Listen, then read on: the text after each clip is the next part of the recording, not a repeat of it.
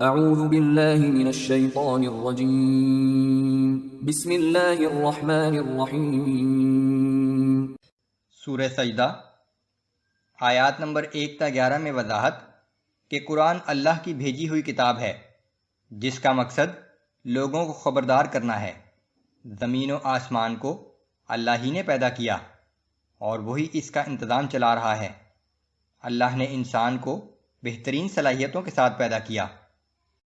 بسم اللہ الرحمن الرحیم۔ الف لام میم۔ الف لام میم، ان حروف مقطعات کے حقیقی معنی اللہ اور رسول اللہ صلی اللہ علیہ وسلم ہی جانتے ہیں۔ تنزیل الکتاب لا ریب فیہ من رب العالمین۔ بلا شبہ یہ کتاب رب العالمین کی جانب سے نازل کی گئی ہے۔ ام یقولون افتراہ، کیا یہ لوگ کہتے ہیں کہ اس کتاب کو رسول نے خود گھڑ لیا ہے؟ بل هو الحق من ربك لتنذر قوما ما أتاهم من نذير من قبلك لعلهم يهتدون۔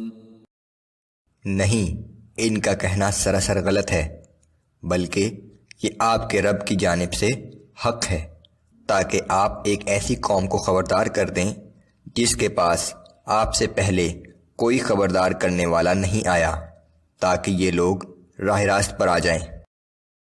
اللہ الذي خلق السماوات والأرض وما بينهما في 6 أيام ثم استوى على العرش۔ وہ اللہ ہی ہے جس نے آسمانوں اور زمین کو اور ان کے درمیان کی تمام چیزوں کو 6 ایام میں پیدا کیا، پھر عرش بری پر جلوہ فرما ہو گیا۔ ما لكم من دونه من ولي ولا شفيع افلا تتذكرون۔ اس کے سوا نہ تمہارا کوئی سرپرست ہے اور نہ سفارش کرنے والا، پھر کیا تم لوگ اتنی بات بھی نہیں سمجھتے؟ يدبر الامر من السماء الى الارض ثم يعرج اليه في يوم كان مقداره 1000 سنة مما تعدون۔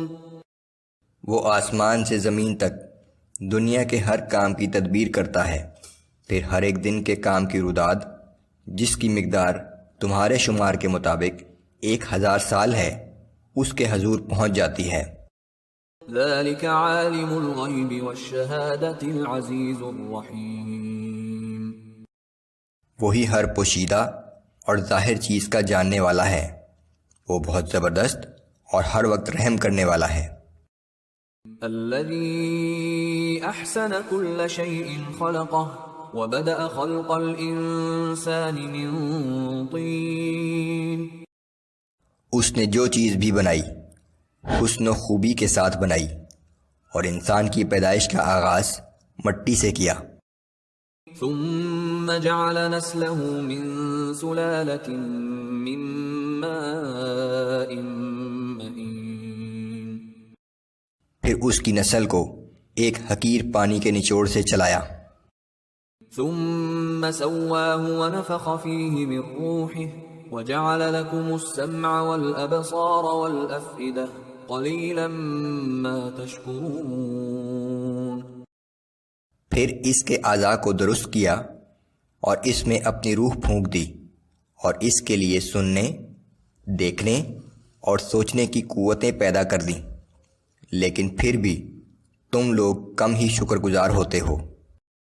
وقالوا أَإِذَا ضَلَلْنَا فِي الْأَرْضِ أَإِنَّا لَفِي خَلْقٍ جَدِيدٍ۔ اور یہ کفار کہتے ہیں کہ جب ہم مٹی میں مل کر فنا ہو گئے تو کیا ہم دوبارہ پیدا کیے جائیں گے؟ بل هم بلقاء ربهم كافرون۔ اصل بات یہ ہے کہ یہ لوگ اپنے رب کے سامنے پیش ہونے کے منکر ہیں۔ قل يتوفاكم ملك الموت الذي وكل بكم ثم إلى ربكم ترجعون۔ آپ فرما دیجئے کہ تمہاری جان وہ موت کا فرشتہ ہی قبض کرتا ہے جو تم پر مامور کر دیا گیا ہے، پھر تم اپنے رب ہی کی طرف واپس لوٹائے جاؤ گے۔